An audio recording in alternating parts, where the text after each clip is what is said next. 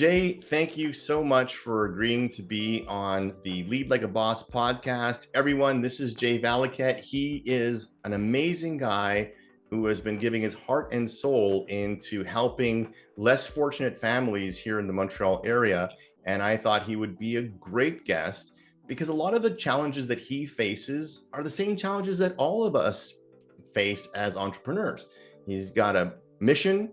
He's got to constantly look at ways to raise revenue, to keep the purpose moving along, to keep his staff paid, and to continue to have an impact on his audience. So Jay, thanks and welcome to Lead Like a Boss. Thank you, George. All right, so let's dive right into this because we're here at Lead Like a Boss. We're all about realities. So how did you get involved in this, Jay? I mean, I understand that your background is very different from that of the people that you're trying to help. Right. I was lucky. I was born into a family that had good means, but it's not enough, George. I always ask myself, what is the meaning of life? And even as a child, I thought it came down to two things. One is the individual, and the other is the community. And I never felt that they were mutually exclusive, but in contrast, that one helps the other. Oh, that's a good point. So, all right. So fast forward and the day, or, you're thinking, I'm going to do this thing. Like what told you this is what I need to do? I need to do this. Right. So out of that philosophy grew the idea that to be a positive contributing member of society, I need to figure out what can I do to help make the world a better place. And I couldn't think of a better way of doing that than by helping children to continue with their education, and perhaps specifically children from impoverished backgrounds. And so that's why we started the Valiquette Academy Foundation. It's interesting you say that, Jay, because everyone who knows me understands that I really believe that teaching young people entrepreneurial skills is the key to having a better, richer society. So how does the Valiquette Academy go about doing that, Jay? So we have several programs, academics on the one side, tutoring, English and French courses on the weekend. We hope to grow robotics and chess, etc. And then on the other side, we have March breaks and summer camps. Wow. Okay. So we'll get into some of those programs in a little bit. What part of Montreal do you tend to focus on your work, Jay? Right. So we're in the Cote-des-Nieges, Notre-Dame-de-Grâce neighborhood. Okay. All right. Excellent. Now, I get that your purpose is to have a positive impact on the lives of these kids. But I hear, when we were talking the other day, I hear you use the expression, they're our kids, they're my kids. And I was like, okay, it's a little bit of a different way of looking at it. Help me understand what that means when you say that expression, my kids or our kids. Right. Well, there's a word in Hawaiian, which is ohana, and it means family, but it's specifically what they mean by family. And the way that I extrapolate from it is that every child, every family, every person who walks through our doors is part of our family in some way. And so I've got to do what I can to serve them as best as I can. So they're part of our family, each and every one of them. And I sincerely believe that. So for the folks that know me, I don't have anybody on this podcast who I haven't visited, who I don't know to some extent. And I did go down to Jay's offices, very humble offices. And I could tell when I walked in, there was no frills, there was nothing fancy. In fact, they had bookshelves turned over on their sides as benches. But what I noticed was the bookshelves full of books. I saw the bookshelves full of these workbooks where they were learning all their courses. Talk to me about the t-shirts. I saw the t-shirts lined up, and it struck me there's got to be some kind of a process that goes on with those t-shirts. Can you tell me about the t-shirts? The t-shirts are what our parents refer to as a summer camp uniform, and every child wears one. So it has our logo in the front and then our large logo in the back. From a safety perspective, it's really important because when we're out at the park and we've got 120 kids, we need to identify them. So Wow. those t-shirts are pretty important. And they were all in these neat cubby holes, and they're all folded. It was amazing. I loved it. Well, we're highly organized, that's for sure. And when you're trying to accomplish as much as we're trying to accomplish, it's awfully important that we are disciplined and that we are organized. Yeah, I love that. It's amazing. A lot of these programs that I've been involved with or I've seen, they all want to do good, for sure. However, it seems to a large extent that a lot of these places tend to be just parking lots for kids, place for parents to leave their kids where it's safe, and they can get to work and then know that their children are out of trouble and so forth. And that's good. I mean, we need it, obviously, better than these kids at home alone or running around the streets. But what makes Valiquette different than other institutions that parents can go to and leave their kids? Well, there are a few things. First of all, it's our holistic approach to the child. So we don't believe that the child grows in a vacuum, but they are the result of their coming from home, working at school, the children that they meet, the neighborhood in which they live, etc. So to that end, we believe it's necessary to collaborate with the parent. And so we bring the parents in and we help them to understand how we're tutoring, what we're teaching, and hopefully they will expand on that at home as well. Do you offer programs to the parents as well? So we also have a number of workshops and seminars, a youth success seminar, a financial intelligence workshop, where we invite the child and the parent. And as part of our community outreach program, we actually go out and speak to various community organizations, to schools, libraries, and everyone is welcome to come enjoy what we do and learn from it. And then we hope that we'll harbor an atmosphere that they will take some of that at home. Yeah, I can see that there's a lot of logic to giving the parents the tools that they need to be able to help their children and also to support their children in their growth. A lot of times, children outpace their parents in their learning, and the parents get left behind and feel like they have nothing to contribute. And I see that having that makes sense. Right, and that's such a great point, George. Even in my lifetime, what I learned in grade 9 math, children are doing today in grade 6. It's really something how far we've progressed technologically and other subjects by extension. So for parents, it's really difficult. And one of the things I hear on a daily basis is, I can't do that math with my child. Yeah. The other thing, perhaps, is that a lot of our parents are immigrants. They've come to this country and they've either brought their children or they've had their children here. And living in Quebec, most of those parents don't speak French. And that means that unfortunately they can't help their children with their French homework. So we've got to help them there as well. It's funny. Well, it's not funny. It struck me that you said when we were chatting the other day that it's not necessarily about the education, but it's about the intelligence that the parents have.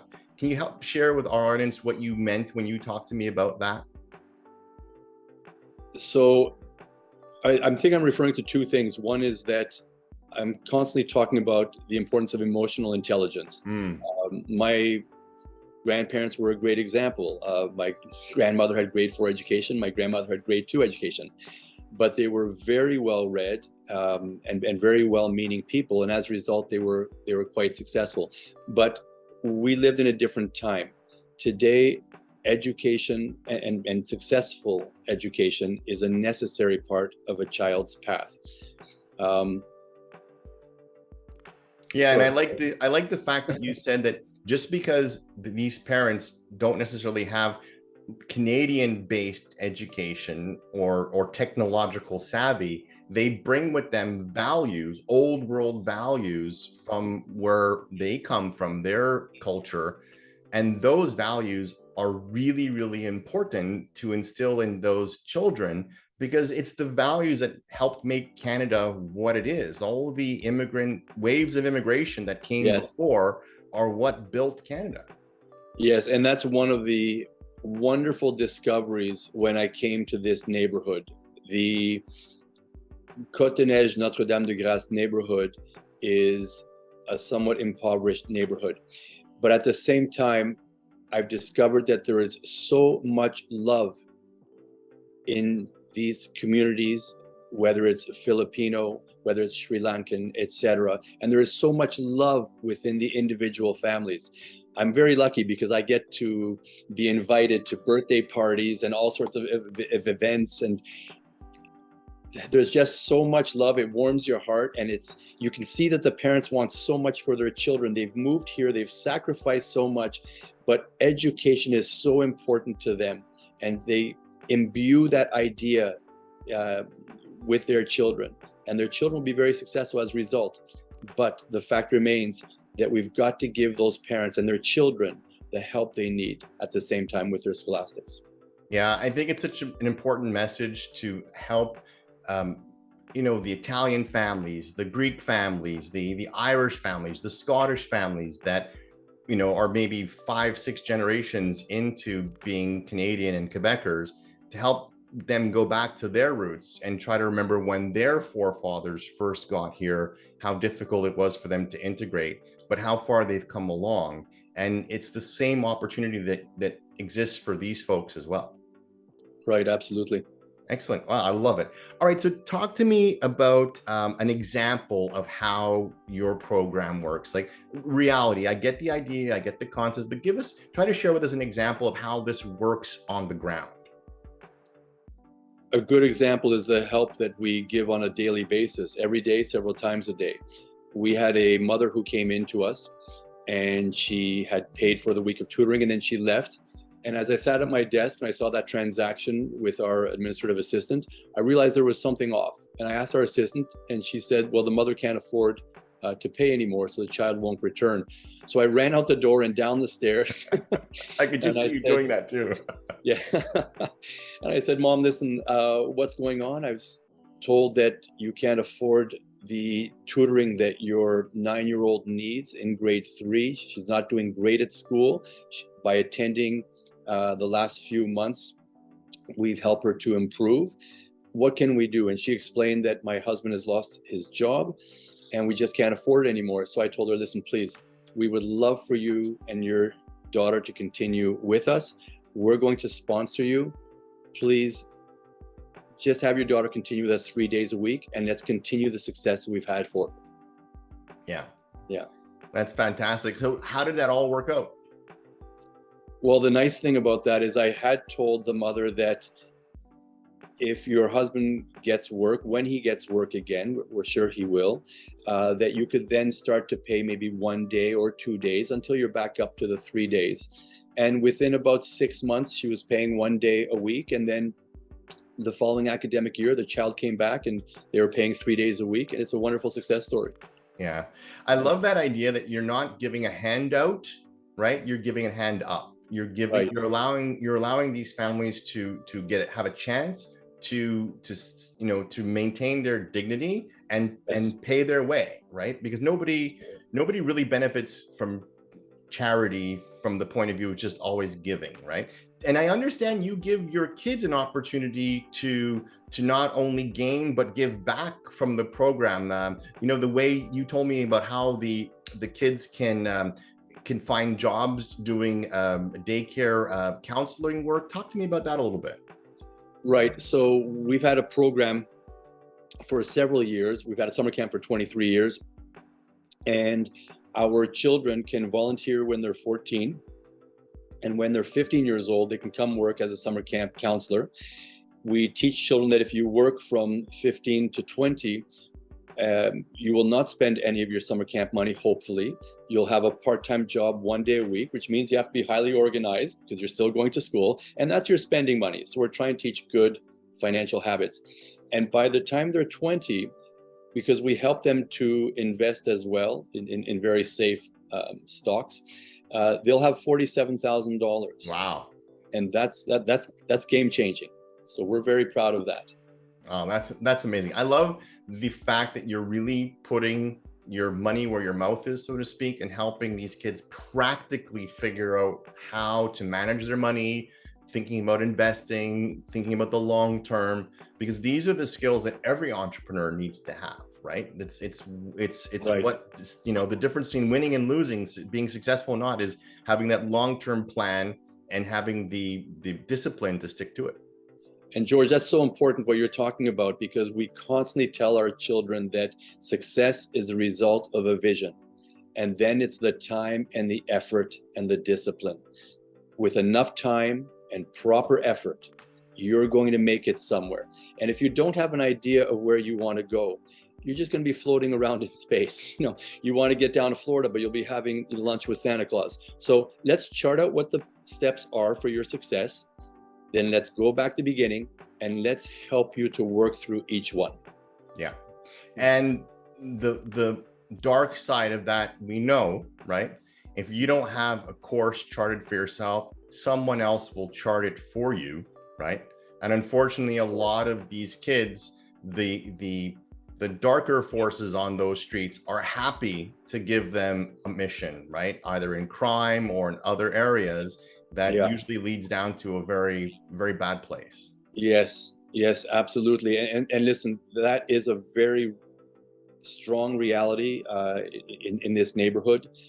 Look, we tell children that life is kind of like a story, and you can choose to write yourself as the hero in your own story.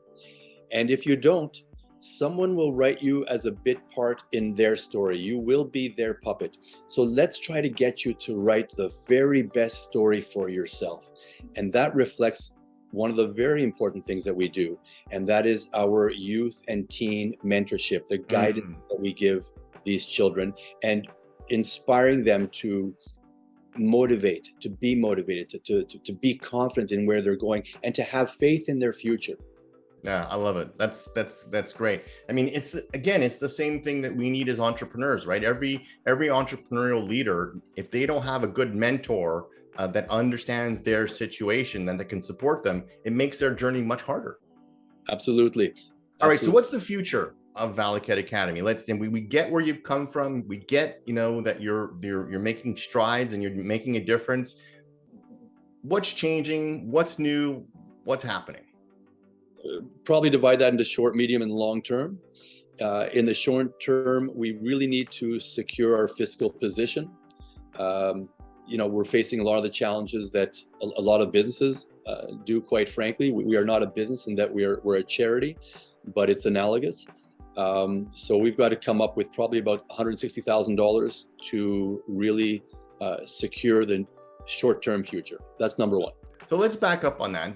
I remember during our conversation, you had mentioned something about, how there were some structural changes that you had to make in order to get to where you are now. Talk to us a little bit about that. Right. So when I first opened our doors 12 years ago, I started as an incorporation. It wasn't the right advice. My heart was in the right place. It didn't mean that I had all the knowledge that I needed. I'm very lucky in that since that time, people have been seeing how hard I'm working and the good work that we do. And I've got some good people with me now. 5 years ago, we became a nonprofit organization, and that allowed us to, which is a provincial designation, and that allowed us to step up to become a Canadian charity.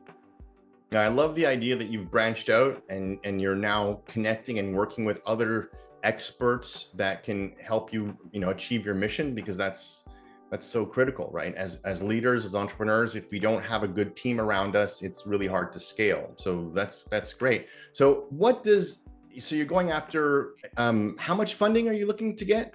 160,000. All right. So what will that 160,000 do? What will that achieve?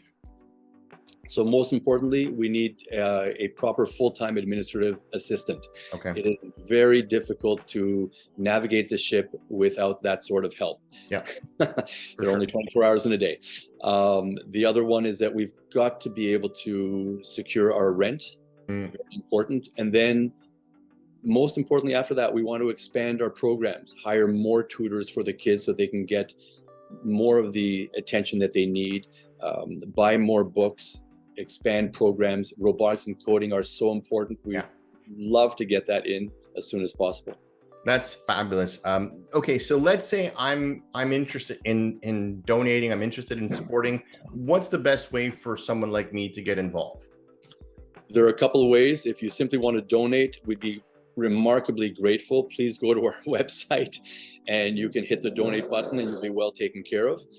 The other aspect is that I'm always very happy to talk with people. You can reach out and call or email me. And then if you want to have another type of impact, you can certainly, we can schedule a meeting and you can, with our board of governors, and you can come in here and see how we might be able to work together. So I see that being more like a long-term partnership agreement, like with corporations or with other funding organizations for nonprofits. Is that what we're talking about? Oh, absolutely. So one of the next steps for us is to reach out to companies through their CSR programs, corporate social responsibility, and see if we can form a partnership with them so they can donate and help us to continue to take care of the kids who very much need it and want it. And I'll tell you from my personal experience, all you got to do is walk into Jay's place. You'll see firsthand exactly what they're doing. The website's amazing. There's links to the website on the podcast. The stories of the parents, the stories of the kids, super touching. And we know you're having a big impact on the community, Jay. I want to thank you for being on the podcast. I think a lot of the lessons that you're talking about apply equally to entrepreneurs. And I can't wait to have you back on the podcast in the very near future. Thank you very much, George. All right. Take care. Okay. Bye-bye.